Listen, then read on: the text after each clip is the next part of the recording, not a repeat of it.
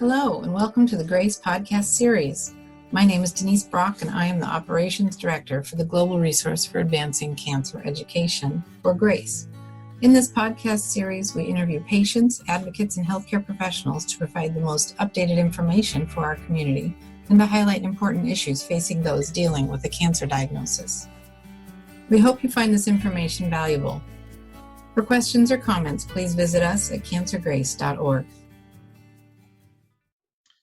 I'm going to pivot now to another test that we use to detect important oncogenes in lung cancer.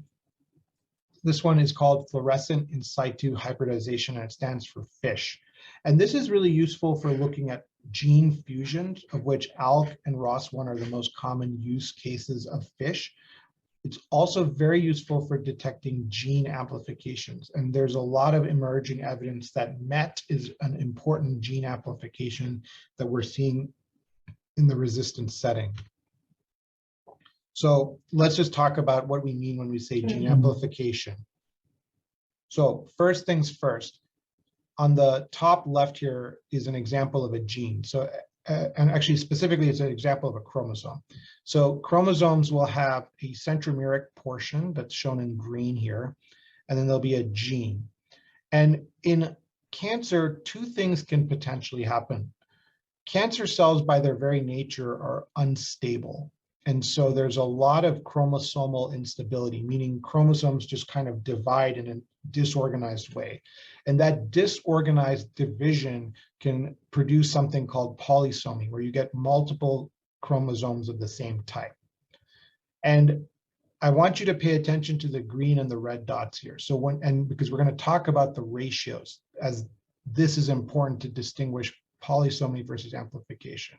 So as I said, polysomy is sort of disorganized chromosomes, and they're just kind of dividing in a kind of unstructured way.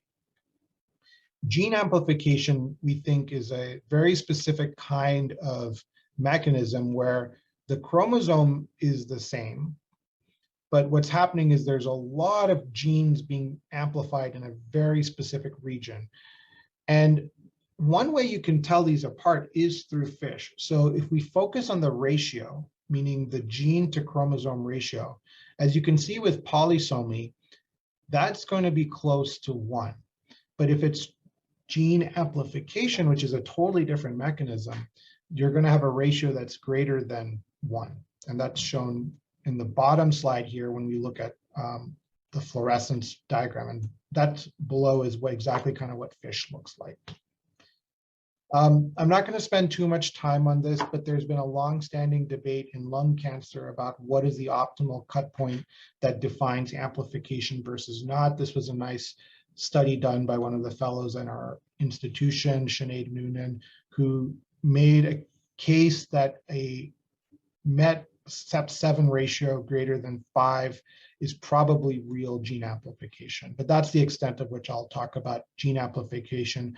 The main point I wanted all of you to take home is that we use FISH to look for gene fusions or gene rearrangements, and we can also use it to look for amplification. Thank you again for joining us. This podcast was made possible by the generosity of sponsorship from our friends at Lilly and Exelixis. Please like and follow us on Facebook and Twitter. Send us feedback, share your story, donate, and visit us for more information at cancergrace.org. Thank you for listening.